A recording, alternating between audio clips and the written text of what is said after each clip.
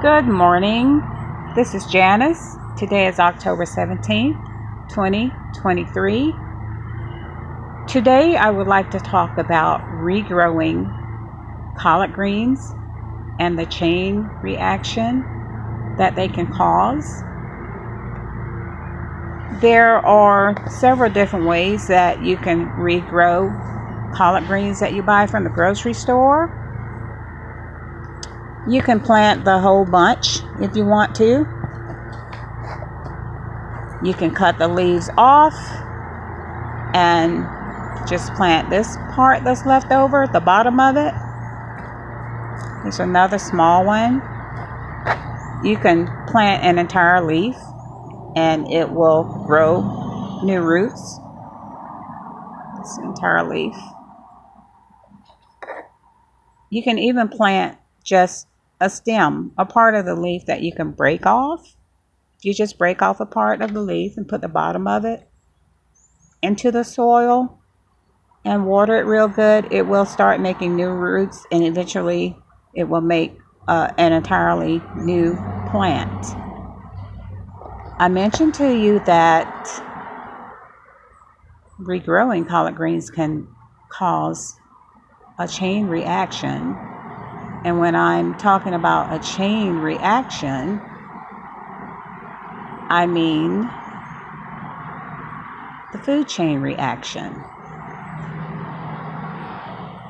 and the pestilence that it can draw to your yard. First of all, when you buy a bunch of collard greens from the grocery store, it is a live food. That means that you can plant it in the ground, water it good, and it will take on some new roots. It will develop some new roots and continue to live for for a very long time. With this, I became interested in regrowing collard greens probably around 20 years ago, around the late 90s, I would say. And I used to look at PBS every Saturday morning, the gardening shows, and they would talk a lot about composting. So I started composting, and I had a lot of pine trees. They're gone now. A lot of them have been cut down. And I used to have to rake a lot. So one time I just had a whole bunch of leaves and it was just too much. And I just piled them up and I threw some collard greens out there, the bottoms of them, after I had cut the leaves off to cook. I just threw them up among the leaves like I did everything else that I was composting. So later on, this was probably maybe in October, November of that year, and then the following spring, I went to move the pile of leaves to rake them up, and I discovered that the stalk had regrown. It was like it was just maybe about twice the size of my fist, and it had a whole bunch of new leaves that had grown on it, and they were all folded together. So anyway, that's when I started regrowing them. But like I said, it caused a chain reaction, and that reaction consisted of the food chain. It brought in little brown worms, which if you live in Zone 8 of the United States like I do, you probably know what I mean when I say little brown worms. And when they come out seemingly by the thousands.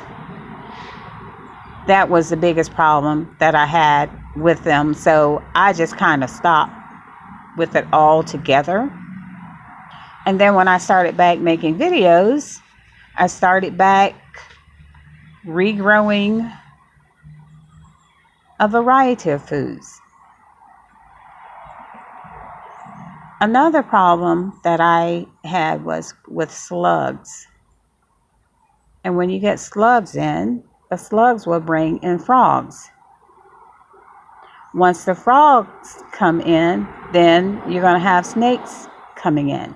That's all a part of the food chain that we learned about in science.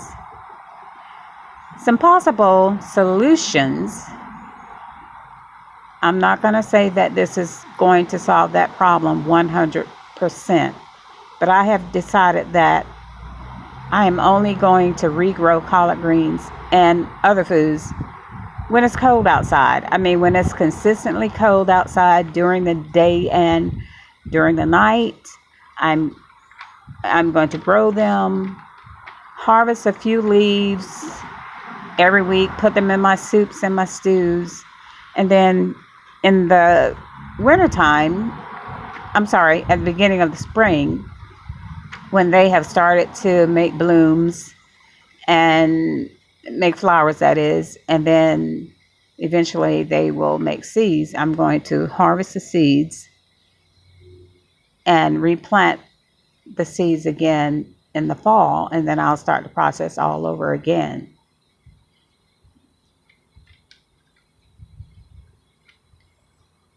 Then I'm going to cut the stalks down. I'm not going to pull them up from the roots, because if I do that, what will happen is that those seemingly thousands of little brown worms will come up out of the ground after they have been hibernating all winter. I will make future videos regarding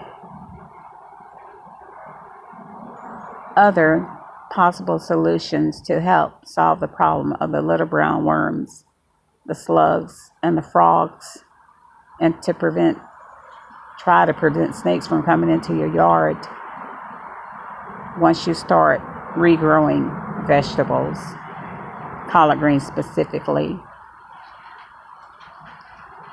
I forgot to mention to you earlier that one reason why the little brown worms and the slugs seem to be attracted to collard greens so much is because once they've been cut, although it's a live plant, once they have been cut and they've been sitting on the grocery store shelves for so long, they're starting to die. And when they start to die off, they're going to give off a strong odor that the little brown worms and slugs can smell, seemingly from far away. So I will keep you posted on possible solutions to deter pestilence when you're regrowing collard greens.